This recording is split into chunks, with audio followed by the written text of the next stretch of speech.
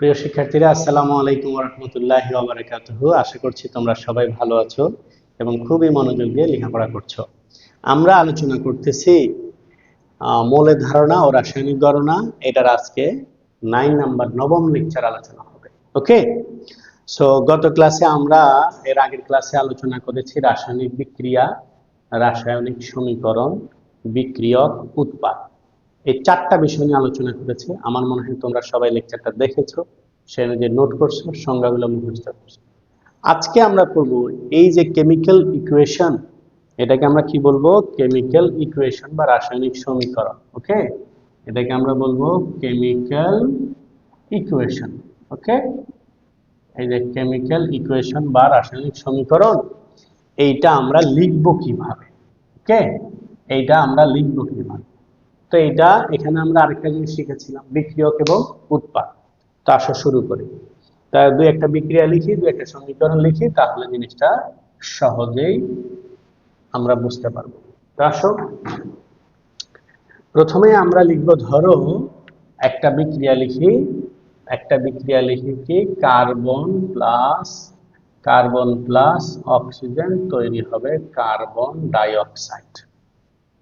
এইটা আমাদের খুবই সহজ বিক্রিয়া, সবাই আমরা জানি। কার্বন অক্সিজেনের সাথে বিক্রিয়া করে কার্বন ডাই অক্সাইড তৈরি করে। আচ্ছা, আমরা এখানে কি কি যেন বলেছিলাম? যে এটা একটা বিক্রিয়া, বিক্রিয়াকে আমি বোর্ডে লিখে প্রকাশ করছি, এটা একটা রাসায়নিক সমীকরণ। এই সমীকরণে এটা হচ্ছে আমার বিক্রিয়ক, এই সমীকরণে এটা কি আমার বিক্রিয়ক বা যেটাকে আমরা বলি রিঅ্যাকট্যান্ট, আর এটা হচ্ছে আমার উৎপাদ যেটাকে আমরা বলছি প্রোডাক্ট। ওকে, এটাকে আমরা বলছি প্রোডাক্ট। তাহলে এখন দেখো ঘটনাটা কি, এটা একটা নিয়ম আমরা মেনটেন অলরেডি করেছি। কি নিয়ম মেনটেন করেছি? 1 নাম্বার, কোনো একটা রাসায়নিক বিক্রিয়া বিক্রিয়ক লিখে লেফট সাইডে, বাম সাইডে। ঠিক আছে, বিক্রিয়ক কোথায় লেখে? বাম সাইডে। উৎপাদ কোথায় লেখা হয়? ডান সাইডে। বিক্রিয়ক আর উৎপাদের মাঝখানে একটা অ্যারো চিহ্ন দিতে হয়। বিক্রিয়ক আর উৎপাদের মাঝখানে কি চিহ্ন দিতে হয়? অ্যারো চিহ্ন দিতে হয়। তবে যদি কখনো বিক্রিয়াটা সমতাকরণ করা থাকে, তাহলে তার মাঝখানে আমি সমান চিহ্ন ব্যবহার করতে পারবো। মানে এখানে আমি ব্যবহার করতে পারবো ইকুয়াল সাইন। এটাকে আমি ব্যবহার করতে পারবো ইকুয়াল সাইন। যে দেখো, এখানে একটা কার্বন আছে, এখানে একটা কার্বন, এখানে দুইটা অক্সিজেন, মানে বিক্রিয়ক এবং উৎপাদ এখানে সমান পরিমাণে আছে। এই কারণে এটা অ্যারো সাইন দিয়ে লেখা যায়, এই কারণে এটা সমান চিহ্ন দিয়ে লেখা যায়। তাহলে আরেকবার বলি, কোন একটা রাসায়নিক বিক্রিয়া লেখার সময় আমরা বিক্রিয়ক বা রিঅ্যাকট্যান্টকে লিখবো লেফট সাইডে, প্রোডাক্টকে লিখবো রাইট সাইডে, তাদের মাঝখানে একটা অ্যারো সাইন দিব। তবে যদি সমতাকরণ করা থাকে তাহলে ইকুয়াল সাইন দিব, সমতা না থাকলে ইকুয়াল সাইন দিব না, অ্যারো সাইন দিব। যেমন একটা বিক্রিয়া তোমাদেরকে দেখাই, সেটা হলো ধরো নাইট্রোজেন প্লাস হাইড্রোজেন কি তৈরি হয়েছে? তৈরি হয়েছে অ্যামোনিয়া। দেখো এখানে নাইট্রোজেন আছে কয়টা? দুইটা, এখানে আছে একটা, এখানে হাইড্রোজেন দুইটা, এখানে তিনটা। বিক্রিয়া ঠিক আছে, নাইট্রোজেন হাইড্রোজেনের সাথে বিক্রিয়া করে অ্যামোনিয়া তৈরি করছে, বিক্রিয়া ঠিক আছে।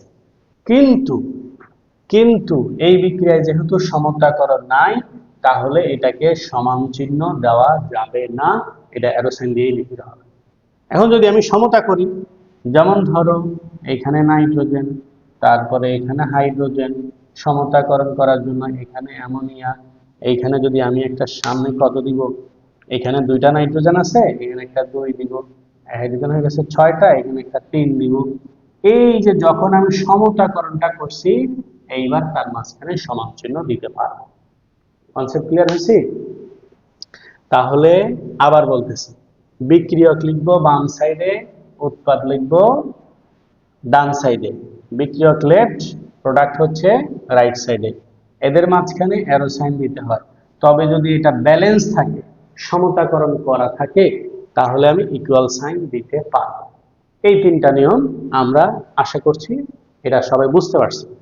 আরেকটা জিনিস হলো বিক্রিয়ক এবং উৎপাদের ভৌত অবস্থা।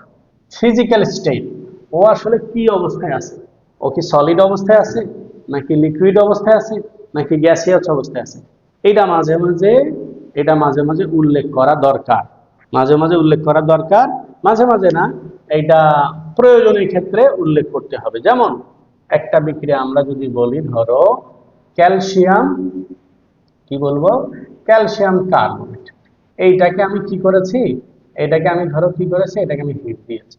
তো ক্যালসিয়াম কার্বনেটকে হিট দিলে তৈরি হয় calcium oxide plus carbon die oxide. একটু মনোযোগ দিয়ে বোঝার চেষ্টা করব। এটা একটা বিক্রিয়া, ঠিক আছে, এটা বিক্রিয়ক, এটা উৎপাদ।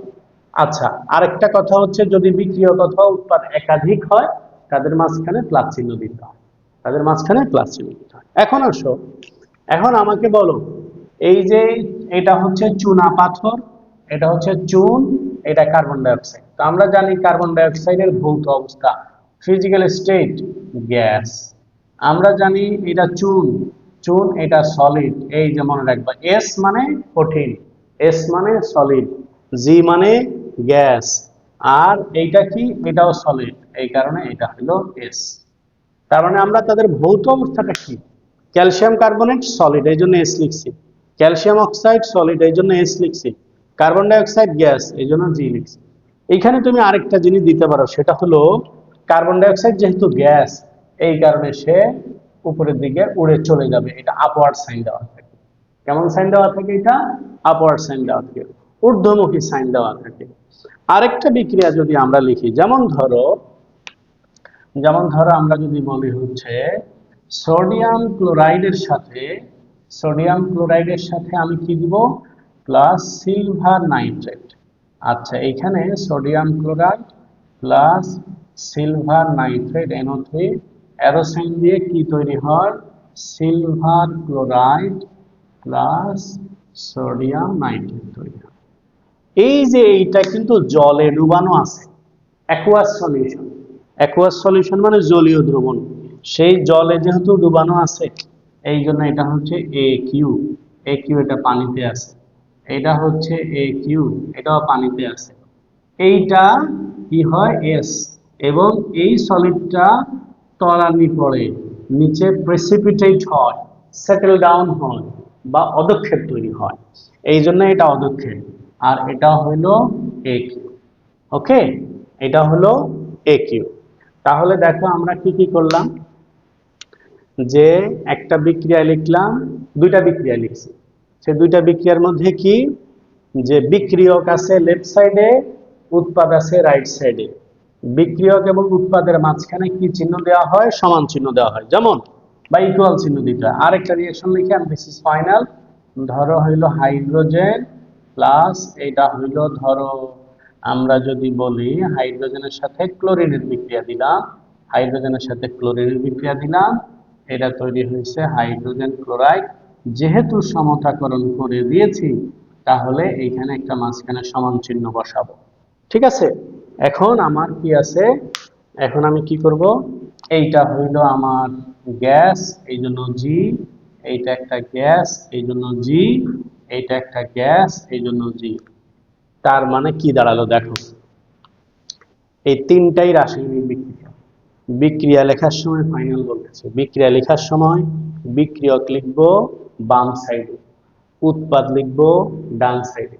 বিক্রিয়ক এবং উৎপাদের মাঝখানে অ্যারো চিহ্ন দিব, যদি কখনো সেই বিক্রিয়াটা কি হয়, সেই বিক্রিয়াটা যদি আমাদের সমতাকরণ করা থাকে, তাহলে আমরা কি দিব, একটা সমান চিহ্ন দিব।